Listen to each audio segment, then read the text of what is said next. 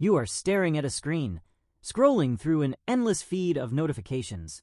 A headline warns of rising inflation. A message from your boss requests a quick chat in 10 minutes. A video clip shows a market downturn. Your heart rate increases, your muscles tense, and a familiar sense of dread settles in your stomach.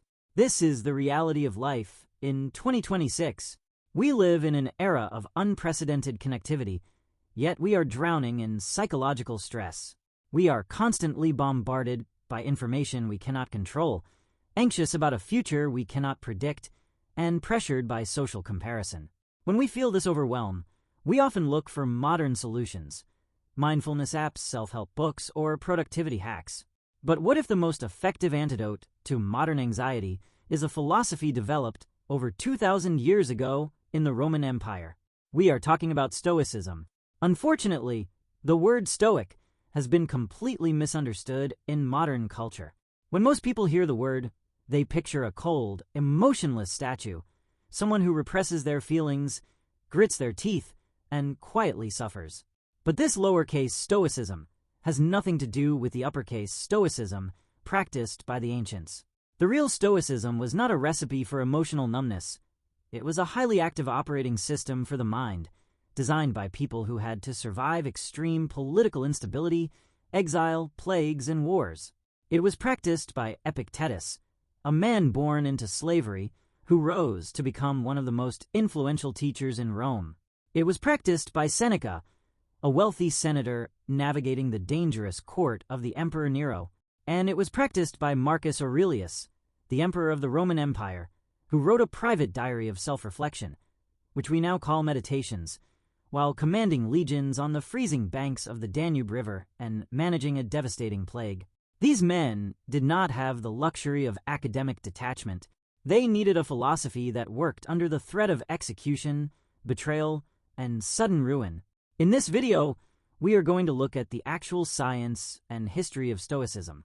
We will strip away the self-help clichés, examine the core mechanisms of Stoic practice, and look at the peer-reviewed research showing how these ancient tools are used today to rewire the human brain for resilience. Let's start by looking at the core mechanism that makes Stoicism work. If you want to practice Stoicism, you must start with a single foundational principle. Epictetus outlined this rule in the very first sentence of his Enchiridion or handbook, written in the early 2nd century. Some things are in our control and others not. The Stoics divided the entire universe into 2 columns. In the first column are things under our direct control: our thoughts, our desires, our impulses, our judgments, and our actions. Essentially, anything that is our own doing.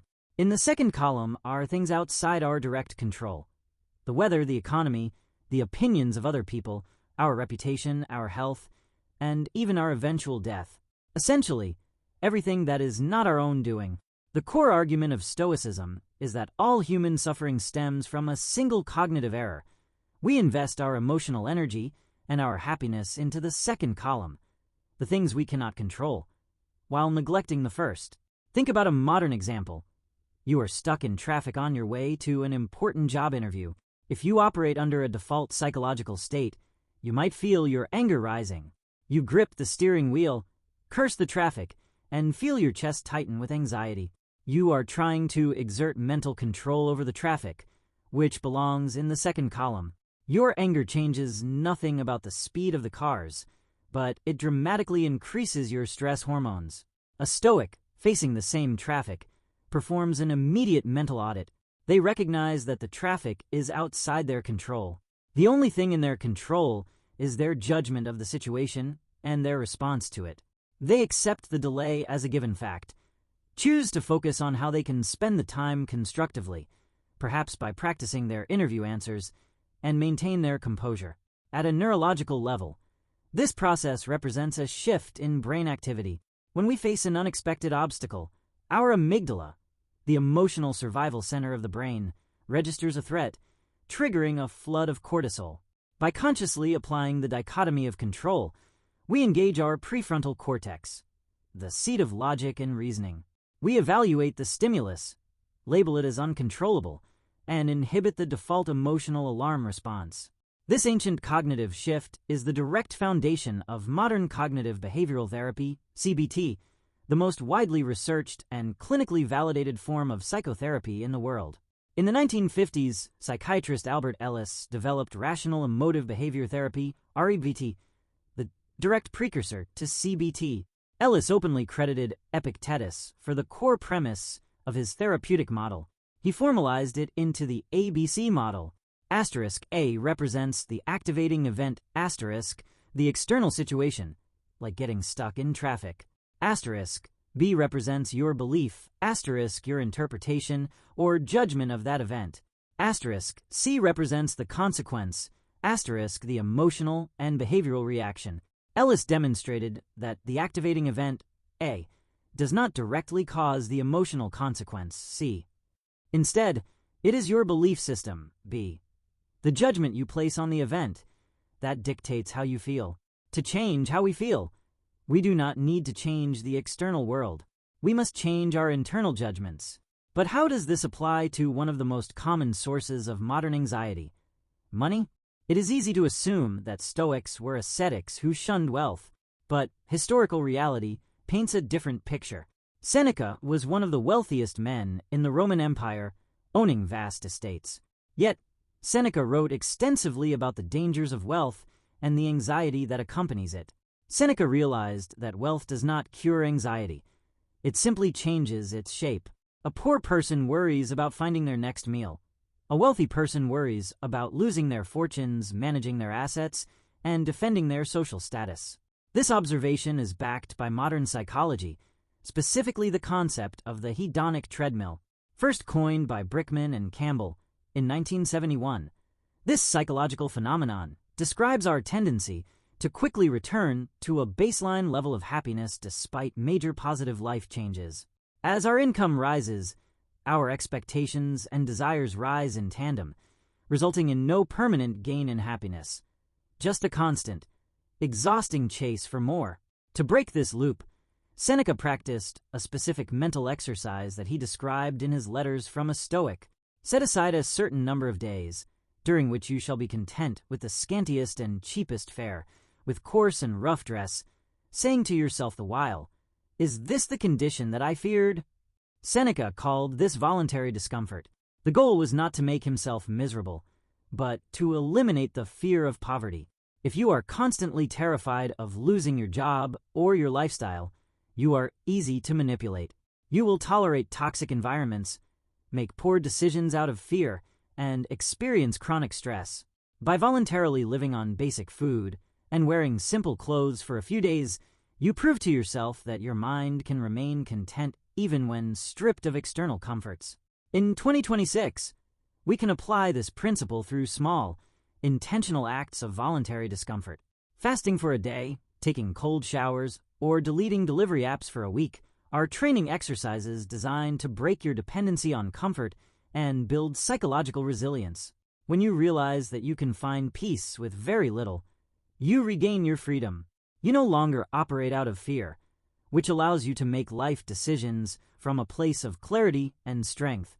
In his private journal, Marcus Aurelius wrote, "The soul becomes dyed with the color of its thoughts." Marcus was reminding himself that the quality of our lives is determined not by the physical events we experience, but by the narratives we construct around them. Every day, we are faced with neutral events. A coworker doesn't reply to your email, or a project you worked on fails. In themselves, these events carry no emotional charge. They are simply occurrences. However, our minds rarely leave events neutral.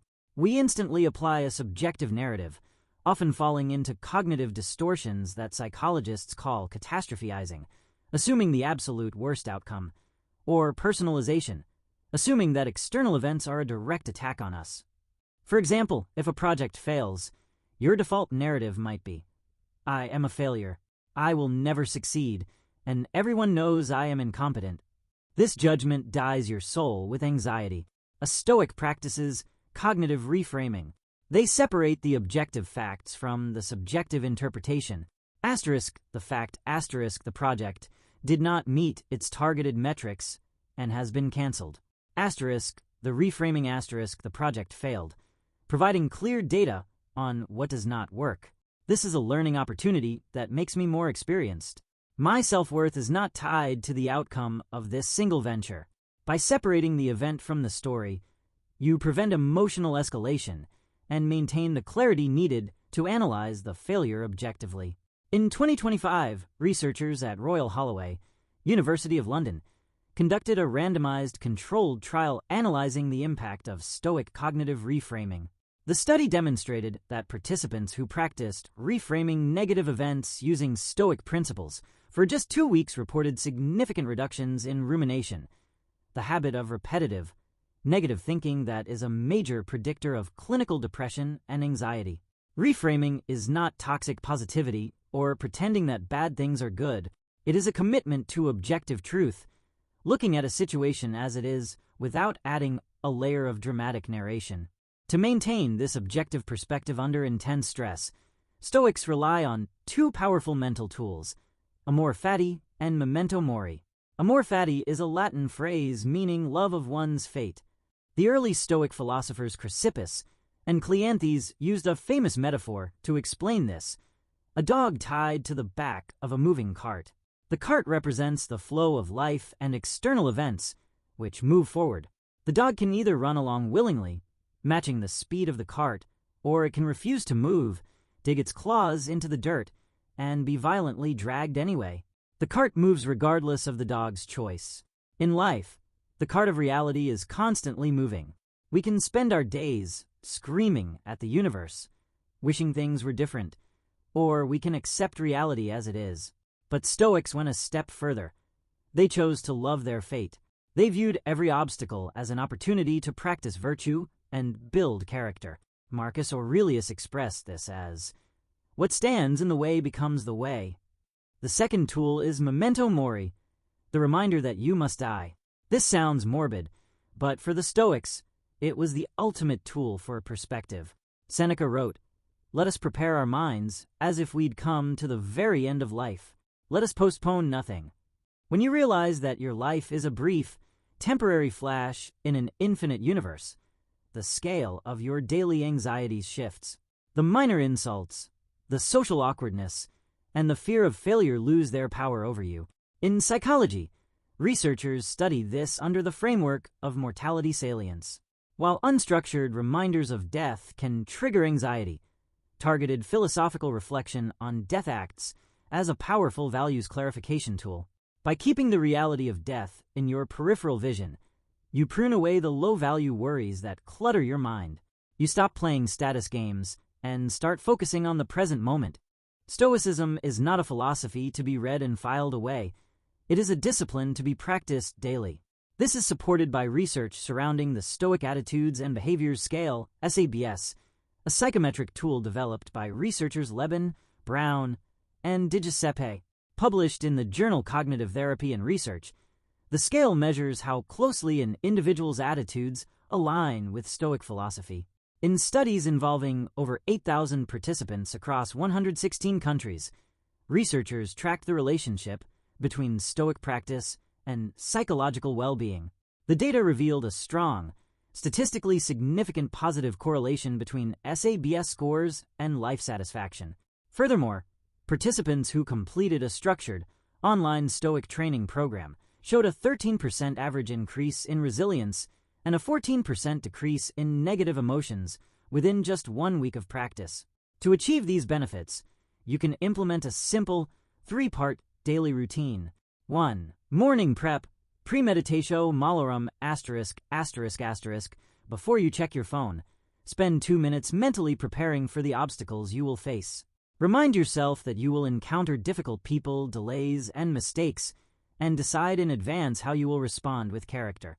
2. The pause * throughout the day. When you face a stressor, force a physical pause. Take a deep breath and tell yourself, "This event is neutral.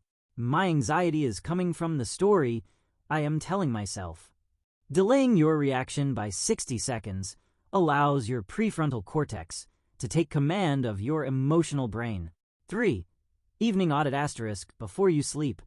Write down 3 simple questions. What did I do well today? Where did I falter? How can I do better tomorrow? Analyze your performance objectively to make incremental improvements the following day. Stoicism is not a magic cure that will make your problems disappear. It will not change the economy, stop your boss from sending difficult emails, or prevent personal tragedies. But it will change the only thing that actually matters: your capacity to face those challenges. It will turn your mind from a fragile house of cards into an unshakable fortress. As Seneca wrote, "A gem cannot be polished without friction, nor a man perfected without trials." Thank you for watching. If this video helped you understand the actual practice and science of Stoicism, please hit the like button, subscribe to the channel, and leave a comment sharing which Stoic principle you find most useful in your daily life. See you in the next deep dive.